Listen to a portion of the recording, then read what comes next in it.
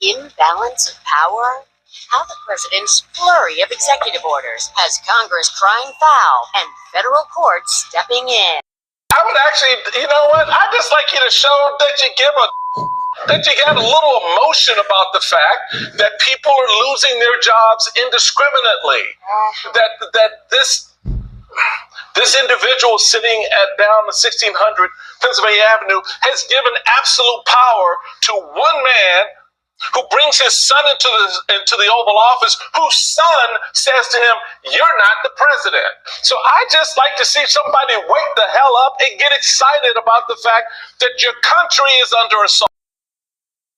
So truly, is our country under assault, or are you just salty because the country voted for Trump and his administration to get in there, look at the corruption, find out who's doing it, and get them out so they stop causing the taxpayers more money?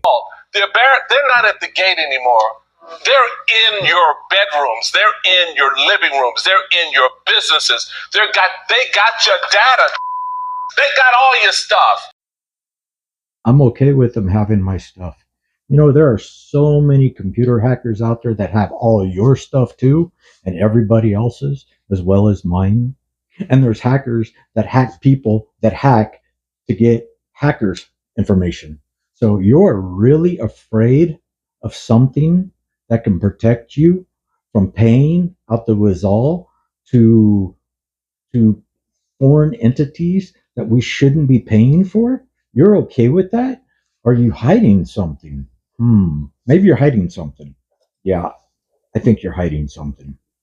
Elon Musk has his tentacles in everything you're doing, not just off of X, but now he's in the Treasury Department. He's in the Labor Department. He's in the Department of Homeland Security. And nobody seems to give a. So that's all I want, somebody to show that they care enough to get off their fat and say something about it. No judge should frankly be allowed to make that kind of disgrace. Is he courting a constitutional crisis or doing the job voters asked him to? I think this is beyond Democrats and Well, yeah, Republicans. you're right. Yeah. Actually, and I don't like the labels of all of it, Yeah. because I think most people are multifaceted and don't just fit into Yeah. one bucket. But you have to have conversations with people who disagree with you if you want to build coalitions to push back, because you are going to find there are a lot of things Donald Trump does that I agree with, but then there are things I think are dangerous, reckless, and want to call out. So you have to be able to talk to people who, it doesn't have to be all this or all that, but find movement on the things that matter. It's hard to talk to people who support people who think you don't matter in the country. But it's not supporting the person, but, though. But it's when you support that person. At a certain point, there's only so much from the executive that he can do, right? When are we going to hit that point? Untrue. I think you see, right now, I say it's both scale, depth, and urgency. That's why you're saying, and look, I strongly believe in the flood the zone theory, which has just overwhelmed the opposition. They've already started to file impeachment documentation on President Trump in the House. Now, some of the wilder members of the Democratic House, but you see their mentality. Lawsuits are coming from everywhere. The resistance is there to overcome it.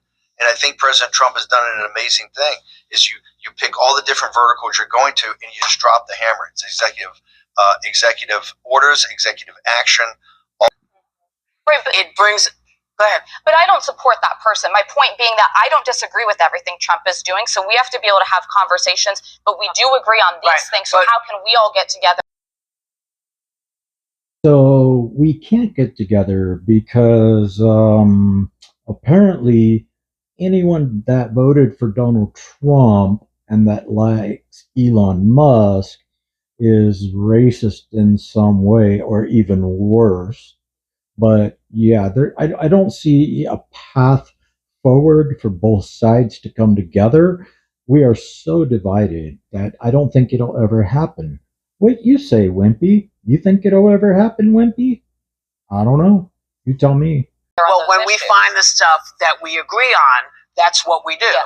But when we find the stuff that is disagreeable to the majority, now, I didn't find anything of interest for me in Project 2025. I didn't feel like this was geared to us as a nation. I felt it was geared to very specific folks, and that bothered the poo out of me.